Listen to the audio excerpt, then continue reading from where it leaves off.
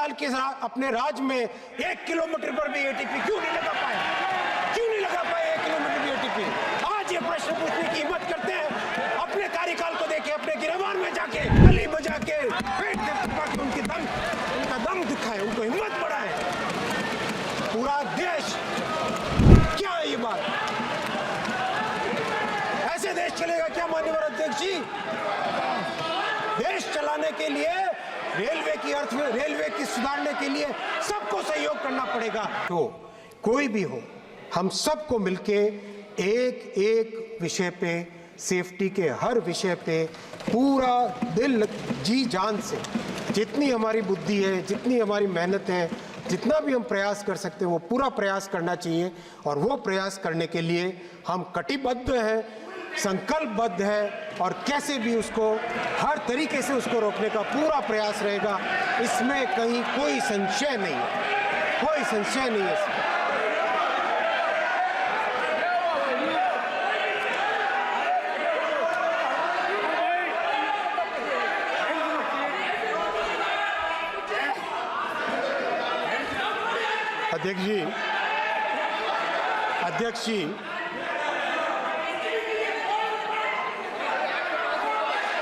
अध्यक्ष जी जो इस तरह से बोल रहे हैं, वो उनको पूछिए कि वो 58 साल के अपने राज में 1 किलोमीटर पर भी एटीपी क्यों नहीं लगा पाए?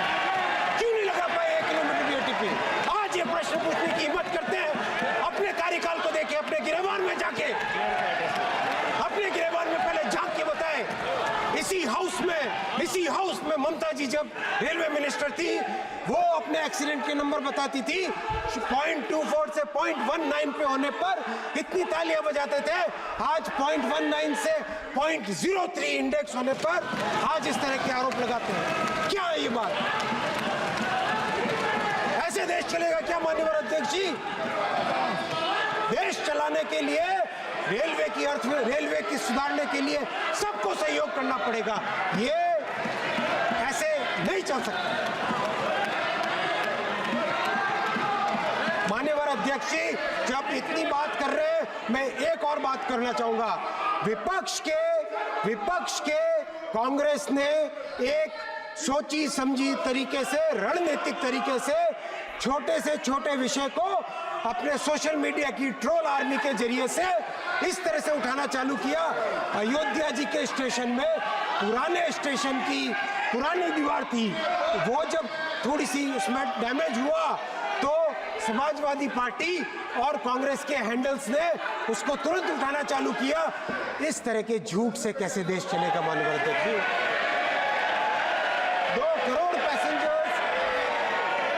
2 करोड़ पैसेंजर्स डेली यात्रा करते हैं। क्या उनके मन में ये भय भरना चाहते हैं?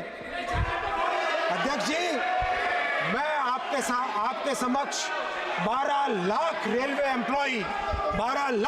एम्प्लॉई जो दिन रात मेहनत करते हैं, मैं रिक्वेस्ट करूंगा आप सब ताली बजा के पेट के उनका दम दिखाए, उनको हिम्मत बढ़ाए। पूरा देश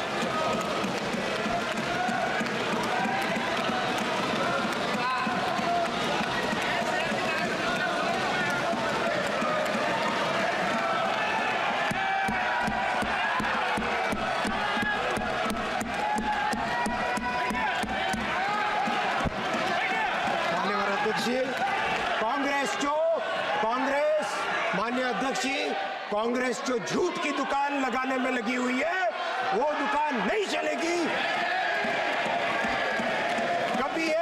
कभी ये फौज को नीचा दिखाने का काम करते हैं और कभी रेलवे को नीचा दिखाने का काम करते हैं। ये राजनीति नहीं चलेगी अध्यक्ष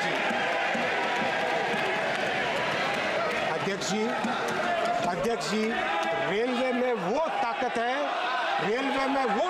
है कि मैं आपको कहना चाहूंगा, मैं रिकॉर्ड पे रखना चाहूंगा, रेलवे में वो ताकत है अध्यक्ष जी कि देश की कोई भी समस्या हो, उसके लिए हमारे इंजीनियर्स, हमारे टेक्निकल लोग इतनी ताकत रखते हैं कि बड़े से बड़े चैलेंज को फेस करेंगे।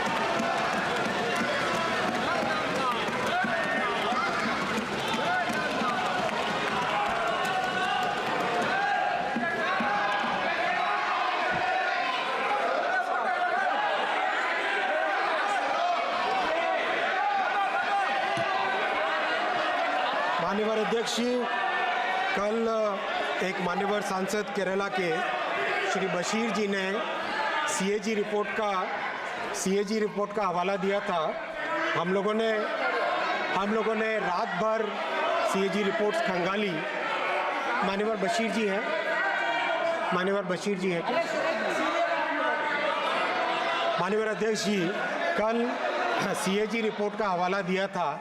हम लोगों ने रात भर सीएजी रिपोर्ट का उसको खंगाला, लेकिन कहीं पर भी हमें उसमें SC ST OBC से संबंधित कोई विषय नहीं निकला।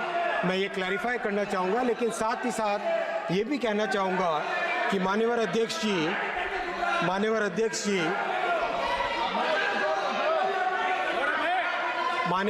जी, पिछले 10 वर्षों में अगर रिक्रूटमेंट की बात करें अध्यक्ष जी, 2004 से 14 का यूपीए का कार्यकाल मात्र 4,11,000 रिक्रूटमेंट इन्होंने किया था रेलवे में। और माननीय अध्यक्ष जी, 2014 से 2024 में एनडीए के 10 वर्षों में 5,02,000 रिक्रूटमेंट हुआ। माननीय अध्यक्ष जी, रिक्रूटमेंट करने का आप चैलेंज देखिए। इस पूरे काम का चैलेंज अगर आप देखेंगे माननीय अध्यक्ष जी,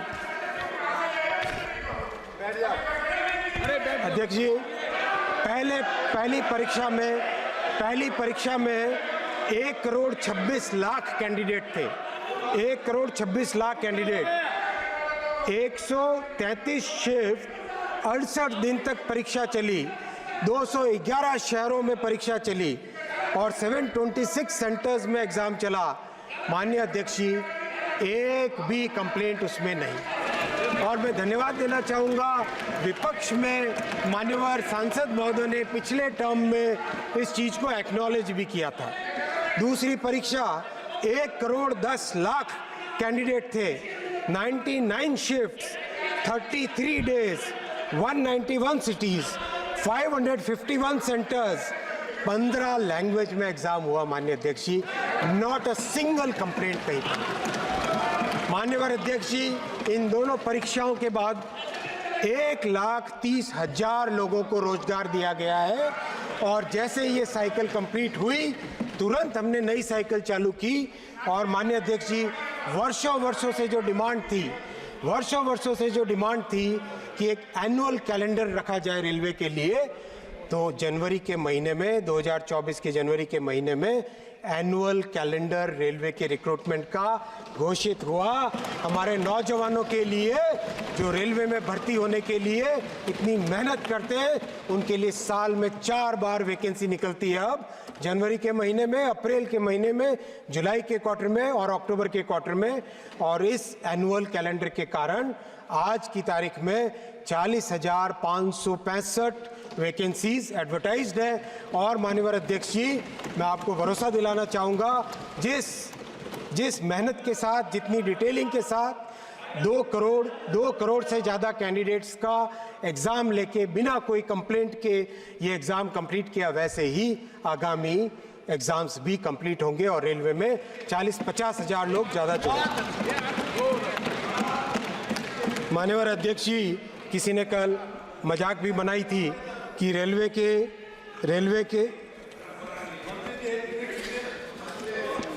माननीय अध्यक्ष जी, मैं सेफ्टी पे जो एक्सपेंडिचर हुआ वो डेटा भी आपके सामने अध्यक्ष। माननीय अध्यक्ष जी, सर बाद में ऐड कर सकते हैं। माननीय अध्यक्ष जी, सेफ्टी पे 2022-23 में अध्यक्ष जी, मैं अध्यक्ष वो है अध्यक्ष जी, 22-23 में 87,336 करोड़ रुपीस का एक्सपेंडिचर सेफ्टी रिलेटेड आइटम्स में हुआ। 2023-24 में 98,414 करोड़ रुपीस का सेफ्टी पे एक्सपेंडिचर हुआ। 2024-25 में बजट में, जिसका आज अप्रूवल देगा ये महान सदन, इसमें 1,08,795 करोड़ का सेफ्टी के रिलेटेड आइटम्स पे एक्सपेंडिचर रखा गया। माननीय अध्यक्ष जी, किस तरह से कार्य पद्धति में बदलाव लाने का प्रयास चल रहा है वो मैं आपके समक्ष रखना चाहूँगा। माननीय अध्यक्ष जी, ये बहुत ही महत्वपूर्ण विषय है, बहुत महत्वपूर्ण विषय है। आप 2 मिनट देंगे तो मैं ये समझाना चाहूँगा। माननीय अध्यक्ष जी, रेलवे में मेंटेनेंस सबसे ज़्यादा इम्पॉर्टेंट काम है। अगर हम देखें रेलवे के अगर 100 काम हैं, इन 100 काम में सबसे ज़रूरी काम है मेंटेनेंस का काम। इसीलिए माननीय अध्यक्ष जी, मेंटेनेंस के काम को ध्यान देने के लिए रेलवे ने अपना पूरा का पूरा कार्य प्रणाली बदली है और एक नया सिस्टम लेके आए हैं, वो है रोलिंग ब्लॉक सिस्टम। माननीय अध्यक्ष जी, ये रिकॉर्ड पे रहे, रोलिंग ब्लॉक सिस्टम से हर हफ्ते आगामी 26 हफ्ते की प्लानिंग करके मेंटेनेंस रेलवे में आज इस लेवल पे पहुंचा है, जिसका लाभ कई दशकों तक इसका लाभ हमें मिलेगा। माननीय अध्यक्ष जी, अब मैं आता हूं लोको पायलट के विषय पे। लोको पायलट का विषय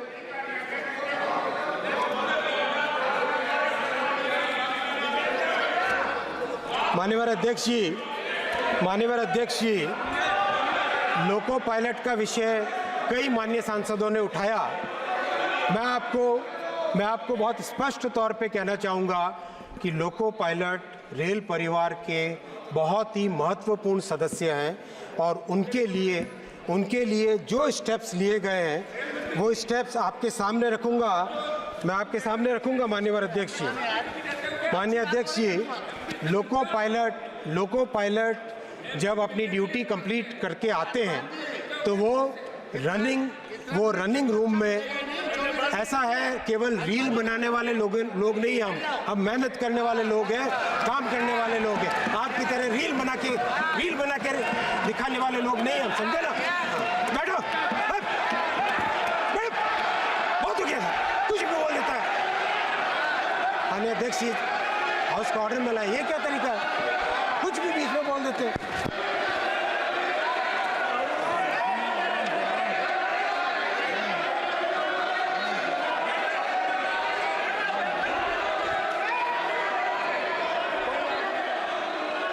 माननीय अध्यक्ष जी, माननीय अध्यक्ष जी,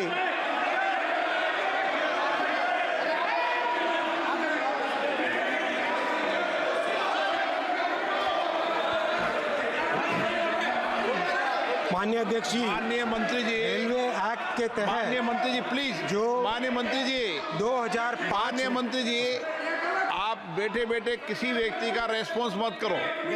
जी माननीय अध्यक्ष, जैसा आपका आदेश। माननीय अध्यक्ष, जैसा आपका आदेश। माननीय अध्यक्ष जी, लोको पायलट का कंप्लीट जो उनका तरीका होता है वो देश में रेलवे एक्ट के तहत बनाए गए जो रूल्स है, और वो रूल्स माननीय अध्यक्ष जी 2005 नोट करना भाई, 2005 में बनाए गए रूल्स के हिसाब से लोको पायलट का सारा कार्यकाल तय होता है। माननीय अध्यक्ष जी, उसी के हिसाब से लोको पायलट की जो एवरेज टाइम और जो रेस्ट का टाइम होता है वो उसके हिसाब से डिफाइन होता है। मैं माननीय अध्यक्ष जी रिकॉर्ड पर रखना चाहूँगा, 2016 में 2005 और 2016 की नोट करें डेट्स, 2016 में इन रूल्स को अमेंड करके, इन रूल्स में बदलाव लाके लोको पायलट्स को और ज़्यादा सुविधाएं दी गई।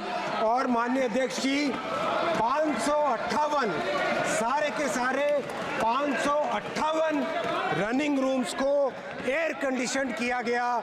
558 सारे के सारे रनिंग रूम्स को एयर कंडीशन किया गया। माननीय अध्यक्ष जी, लोकोमोटिव की कैब, माननीय अध्यक्ष जी, लोकोमोटिव की कैब में बहुत वाइब्रेशन होता है, बहुत हीट होती है, इसीलिए 7,000 से ज़्यादा लोको की कैब्स को एयर कंडीशन करके उसमें अर्गोनॉमिक डिज़ाइन से लाया गया है। अध्यक्ष जी, 2014 से पहले जो आज लोको पायलट्स के साथ सिंपैथी दिखा के रील्स बनाने में व्यस्त है उन लोगों के समय में जीरो था, जीरो। एक भी लोग को आप मुझे बताओ 558 में से एक भी जीरो था, एक भी एसी कैब, एक भी कैब एसी नहीं थी। माननीय अध्यक्ष जी, ये फिर आप किस बात का ये करते हैं, किस बात का ये करते हैं माननीय अध्यक्ष जी?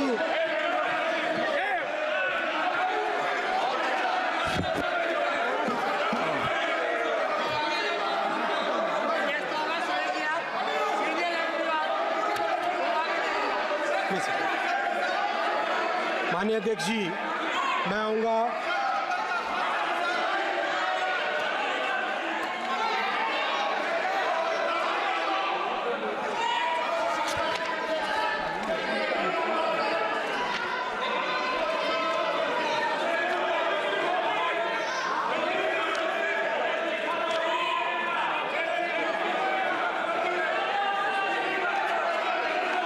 अध्यक्ष जी, माननीय अध्यक्ष जी, कल एक विषय आया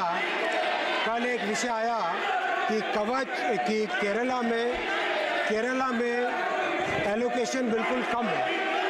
माननीय अध्यक्ष जी, केरला के मान्यवर सांसद सुन ले, यूपीए के कार्यकाल में केरला को मात्र 372 करोड़ रुपए देते थे एवरेज, यूपीए के कार्यकाल में। माननीय अध्यक्ष जी, आज प्रधानमंत्री श्री मोदी जी 3011 करोड़ रुपए केरल को दे रहे हैं, 3011 करोड़ रुपए। माननीय अध्यक्ष जी, तमिलनाडु का कल विषय आया, तमिलनाडु को यूपीए के कार्यकाल में मात्र 879 करोड़ रुपीस मिलते थे। आज माननीय अध्यक्ष जी 6,362 करोड़ रुपीस मोदी जी तमिलनाडु को दे रहे हैं। माननीय अध्यक्ष जी, हमारी संवैधानिक व्यवस्था में, फेडरल व्यवस्था में जो जमीन का काम होता है, लैंड एक्विजिशन का काम है, वो राज्य की जिम्मेदारी होती है। मैं आपके माध्यम से माननीय सांसदों से निवेदन करूंगा कि आप केरला और तमिलनाडु में पूरी तरह से सहयोग करें और लैंड एक्विजिशन के लिए हेल्प कराएं। आप बताओ माननीय अध्यक्ष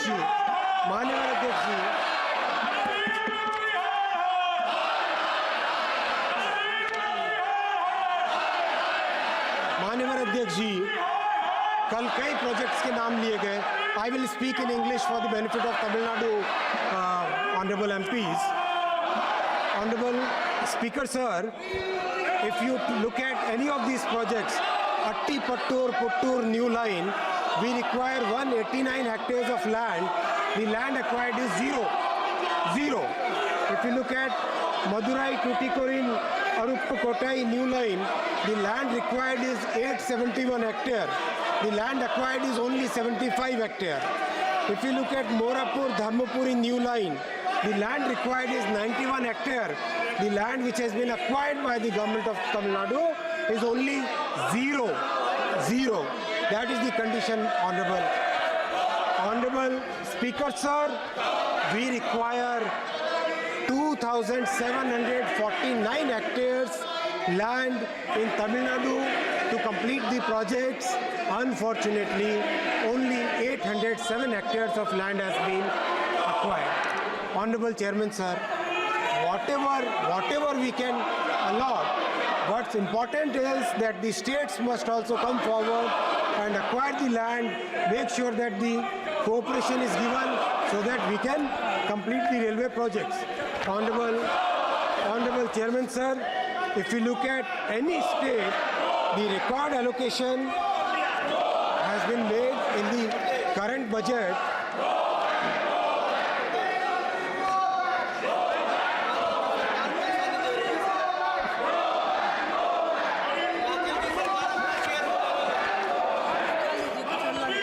माननीय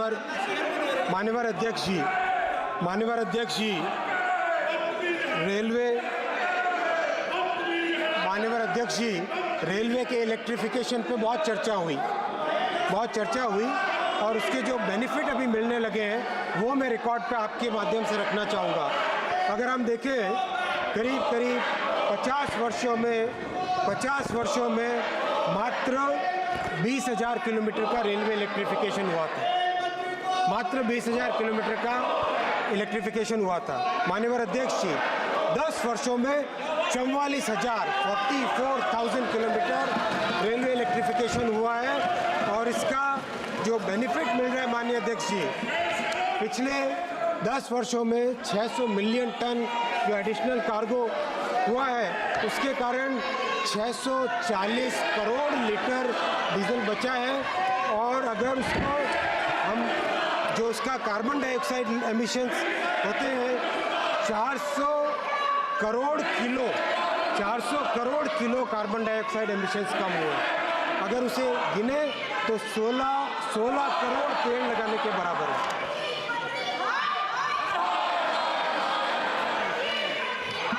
माननीय अध्यक्ष जी, मैं अभी शेष विषय पर आऊँगा। माननीय अध्यक्ष जी, रेलवे बहुत ही एक महत्वपूर्ण संस्था है, जिस संस्था के लिए हम सबको मिलके प्रयास करने पड़ेंगे। और इसमें विपक्ष हो, अपक्ष हो या पक्ष हो, सभी की जिम्मेदारी होती है और इस जिम्मेदारी को सभी पूरा करें, ऐसा मैं आपसे निवेदन करूंगा। माननीय अध्यक्ष जी, मैं एक बार फिर माननीय प्रधानमंत्री जी को, माननीय वित्त मंत्री जी को धन्यवाद देता हूं और सभी मान्यवर सांसदों को धन्यवाद देना चाहता हूं कि आपने सबने चर्चा में भाग लिया। मान्यवर विपक्ष के सांसदों का भी धन्यवाद देना चाहूँगा कि आपने भी कई अच्छे शब्द बोले रेलवे के लिए और आपने जो भी आपने कंस्ट्रक्टिव सुझाव दिए उन सभी सुझावों पे काम करेंगे, ऐसा मेरा आपसे निवेदन है। बहुत बहुत धन्यवाद माननीय सदस्यों, रेल मंत्रालय से संबंधित अनुदानों की मांग पर सदस्यों द्वारा अनेक कटौती प्रस्ताव प्रस्तुत किए गए। मैं सभी कटौती प्रस्ताव सभा के मतदान के लिए रखता हूं। प्रश्न ये है कि माननीय सदस्यों द्वारा प्रस्तुत सभी कटौती प्रस्ताव स्वीकृत किया जाए। जो सदस्य इसके पक्ष में हाँ कहें, जो सदस्य ना कहें। मेरे विचार निर्णय हाँ वालों के पक्ष में हाँ वालों का कटौती प्रस्ताव स्वीकृत हुए। अब मैं रेल मंत्रालय से संबंधित वर्ष 24-25 की अनुदान मांगों के सभा के मतदान के लिए रखता हूं। प्रश्न ये कि अनुदानों की मांगों की सूची के स्तंभ 2 में रेल मंत्रालय से संबंधित मांग संख्या 85 के सामने दर्शाए गए मार्कशीट के संबंध में 31 मार्च 2025 को समाप्त होने वाले वर्ष में संधाई के दौरान होने वाले खर्चों की अदायगी हेतु अनावश्यक राशियों की पूर्ति के लिए अनुदानों की सूची के स्तंभ 3 में दर्शाई गई राजस्व लेखा तथा पूंजी लेखा संबंधी राशियों से अनधिक संबंधी राशियां भारत की संचित निधि में से माननीय राष्ट्रपति जी को दी जाए। जो सदस्य के पक्ष में हाँ कहें, जो सदस्य विरोध में ना कहें। मेरे विचार में निर्णय हाँ वालों के पक्ष में रेल मंत्रालय संबंधी माननीय सदस्यगण, मैंने सभी माननीय सदस्यों को बोलने का अवसर दिया। कल देर रात को 11 बजे तक सदन चला और अंतिम माननीय सदस्यों को बोलने का मौका दिया और माननीय मंत्री जी भी पूरे समय सदन में उपस्थित रहे और एक एक माननीय सदस्यों की उन्होंने बात की। जब माननीय मंत्री जी जवाब दे रहे थे तो अच्छा होता कि माननीय सदस्यों को, विशेष रूप से प्रतिपक्ष के माननीय सदस्यों को, माननीय मंत्री जी की सारी बातों को सुनते। अगर कोई उसमें विषय उठाना होता तो मैं उनके बाद में उनको सवाल का उठाने का प्रश्न उठाने देता। लेकिन ये व्यवस्था है कि माननीय मंत्री जी बोल रहे हैं तो किसी भी माननीय सदस्य को उसमें बीच में एंट्री करने का और प्रश्न पूछने की व्यवस्था कभी नहीं रही, न कभी परंपरा रही। और मैंने पूरे समय देर रात्रि तक सभी माननीय सदस्यों को सुना। ये अच्छा परंपरा नहीं है और अच्छी परिपाटी भी नहीं है। और माननीय मंत्री जी से आग्रह करता हूं कि कभी भी कोई माननीय सदस्यों के बैठे कोई भी माननीय सदस्यों का रेस्पॉन्स नहीं करना चाहिए।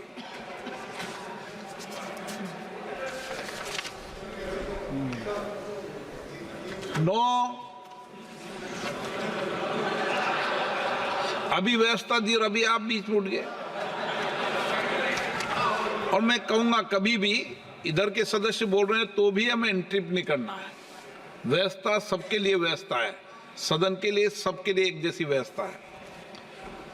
शिक्षा मंत्रालय से संबंधित अनुदानों की मांगे।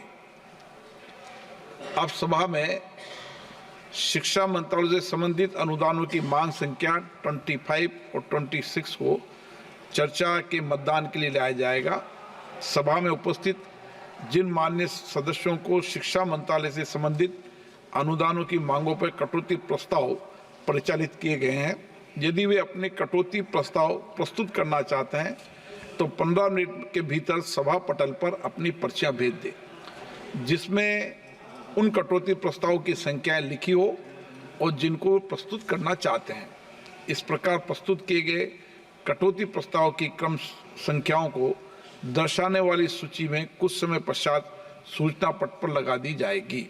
यदि सदस्यों को उस सूची में कोई विसंगति मिले तो वो अपनी सूचना सभा पटल पर मौजूद अधिकारी को दे सकते हैं। Item number 18